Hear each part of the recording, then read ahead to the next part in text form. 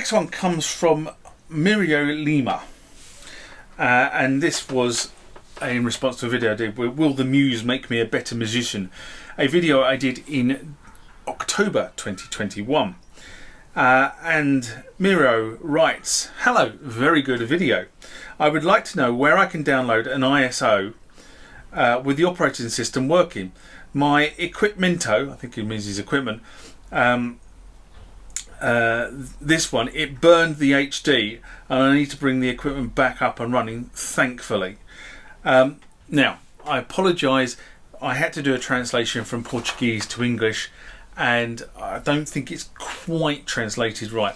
But I think in essence what Mirio is asking is, where can I get an ISO with the operating system in it so I can burn it to a hard drive? And probably the answer is that it doesn't exist necessarily. There is copies of various ISOs in user groups, but you need to kind of be burning that to a hard drive and not to a CD. It's not something you can burn to a CD and install on the MUSE unless you are a Linux aficionado. And I keep saying this because the MUSE is a Linux based machine and therefore everything you do on the MUSE is going to be Linux based. Now my knowledge of Linux is fairly limited. I kind of know enough to get by, but I never claim to be an aficionado. But when I acquired my MUSE Receptor, I went looking for the operating system as well. And I found that MUSE had literally just stopped trading, left everything high and dry. If you go to the MUSE website, depending on what day of the week you hit the MUSE website, it was up for sale a few months back, but it seems to be back online now. So whether somebody has bought it, I know there was a move in the user groups to buy the museresearch.com website and then try and rebuild it for the community, but where that's got, I don't know. But if you go to the MUSE website, you can find a page that links to the software updates for the Receptor 1 and Receptor 2. However, when you follow the links, you get a 404 page. And that's pretty much it. All the software downloads have been taken down. Now, remember, like, comment, subscribe to the channel. Go over to Instagram and follow me there. Go over to Facebook, follow me there. That's where the normal notices are. And consider becoming a Patreon.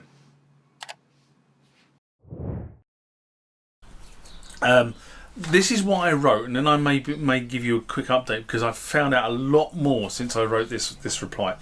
I then found a thread on the forum that said you were able to download the software.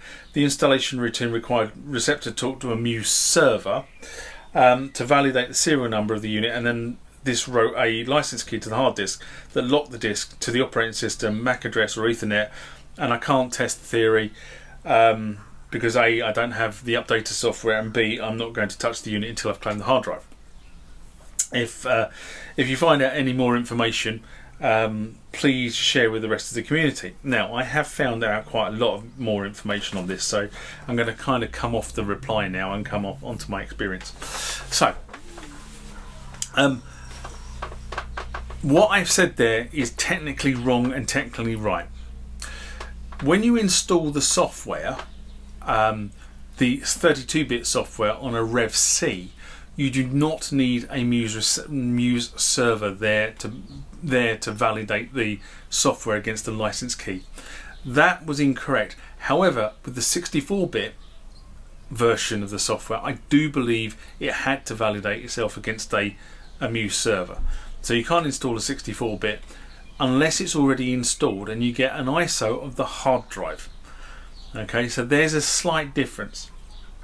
The second thing I found is that I have done a lot of research and use Wayback Machine, which is a website that captures updates to websites over time.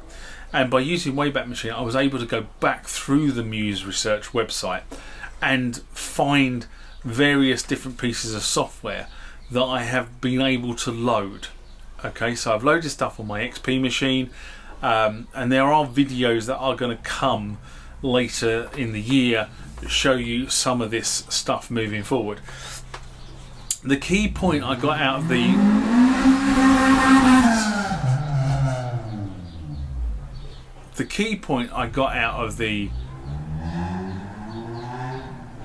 sorry, some boy racer just going past the house. The key point I got out of the work I've done so far on the MUSE in terms of making sure the hardware is maintained is I have been able to clone the hard drive to another hard drive, and the original hard drives are now sitting in anti-static bags waiting to go off to storage. They haven't gone off to storage yet. I've kind of kept them here because I've been doing other stuff, but they are waiting to go off to storage. And I've cloned the hard drives to much bigger hard drives. The red receptor I've got came with a 160 gig hard drive. The blue receptor I've got came with a 250 gig hard drive. Both of those have now been swapped to 1 terabyte hard drive, but they are still mechanical hard drives because you can't put an SSD in the Rev C because the motherboard won't recognise it unless you do a PATA to SATA conversion. Okay, so your best bet is if you banjacks the OS and you haven't made a clone of the hard drive. First of all, you silly bugger, you should have made a clone of the hard drive. That's the first thing to say about this. But the second thing is get onto the Facebook MUSE page and shout help, because somebody will come to your age and be able to give you a copy. Now my 250 gig copy of the receptor is pretty much base load. Okay, there's nothing loaded onto that machine that didn't come from the factory. So I do have a clone. The only problem I have is putting it somewhere with enough space that you can actually go and get it, download it, and that's my issue. Is I don't really have enough space to store it to give it to somebody. It's not going to be 250 gigs in terms of the space you need for the clone, but it is more than a few gigs if you get my drift. So I think it comes in about 13 or 14 gigs if I remember correctly, and I just don't have sufficient space on any of my online accounts that allows me to put it somewhere.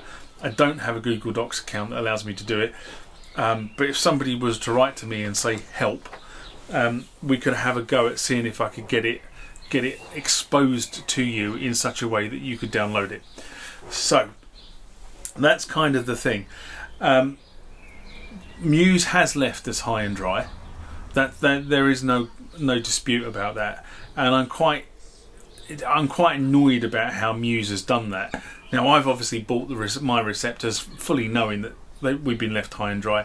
I do feel sorry for the people who bought the original receptors from MUSE at the time, because the way MUSE has gone out of business has meant that they, rather than having a support network or other companies that have gone out of business or other keyboards of this sort of ilk that have been discontinued, they've kind of put the collateral somewhere to allow you to access it.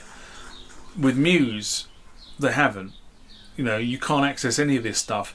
I was just lucky that Wayback Machine has taken copies of this stuff as we go through, as it went through the time period over the last 10-15 years or so. But there's no guarantee that's going to be around forever. So if you are interested in MUSE, Wayback Machine, go get everything you need from Wayback Machine, put it on a hard drive, and then follow the video sets that I'm filming that will tell you how I've deployed some of this stuff.